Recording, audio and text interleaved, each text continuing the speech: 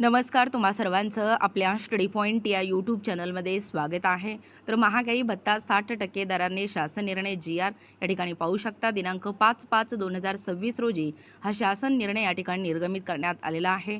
पाहू शकता शासन निर्णय महाराष्ट्र शासन दिनांक 5/5/2026 संचालक केंद्रीय वित्त व व्यय विभाग म्हणजे केंद्र सरकार नवी दिल्ली यांच्या दिनांक 22/4/2026 ची प्रत महाराष्ट्र राज्यातील दुय्यम न्यायालयातील न्यायिक अधिकाऱ्यासंदर्भात माहिती व योग्य त्या कार्यवाहीसाठी अग्रेषित केंद्र शासनाच्या वित्त मंत्रालयाच्या उपरोक्त नमूद कार्यालयीन ज्ञापनानुसार दिनांक 1/1/2026 पासून लागू करण्यात आलेली 2% 58% ते 60% महागाई भत्त्यातील म्हणजे डिअरनेस अलाउन्सेस वाढ व ज्ञापनात नमूद इतर तरतुदी महाराष्ट्र राज्यातील दुय्यम न्यायालयातील कार्यरत न्यायिक अधिकाऱ्यांना तसेच सेवानिवृत्त न्यायिक अधिकाऱ्यांना लागू राहतील. त्यानुसार आता महाराष्ट्र राज्यातील दुय्यम न्यायालयातील कार्यरत न्यायिक अधिकाऱ्यांना तसेच सेवानिवृत्त न्यायिक अधिकाऱ्यांना दिनांक 1/1/2026 पासून 60% दराने महागाई भत्ता अनुदेय राहील.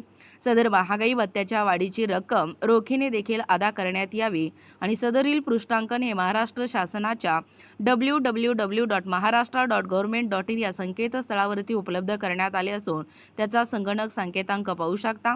हे पृष्ठांकन डिजिटल स्वाक्षरीने साक्षांकित करून निर्गमित करण्यात येत आहे. डॉक्टर कुंवरसिंह राजू बहादूर सिंह सिंगेल उपविधी सल्लागार नि उपसचिव पाहू शकता. एकूणच अशा पद्धतीने महागाई भत्ता 60% दराने हा जो शासन निर्णय आहे तो शासन निर्णय या व्हिडिओच्या माध्यमातून जाणून घेण्याचा प्रयत्न केलेला आहोत. असेच नाविन्यपूर्ण घडामोडी पाहण्यासाठी किंवा आपल्या स्टडी पॉइंट या यूट्यूब चॅनलवरती जर नवीन असाल तर आपल्या या चॅनलला लगेचच लाईक आणि सबस्क्राईब करायला विसरू नका.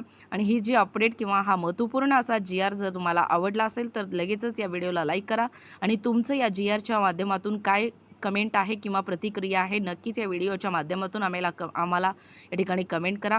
आणि असेच घडामोडी पाहण्यासाठी आपल्या स्टडी पॉइंट या यूट्यूब चॅनलला लगेचच लाईक आणि सबस्क्राईब करायला विसरू नका. भेटूया अशाच पुढच्या पुन्हा नवनवीन अपडेटमध्ये. तोपर्यंत धन्यवाद.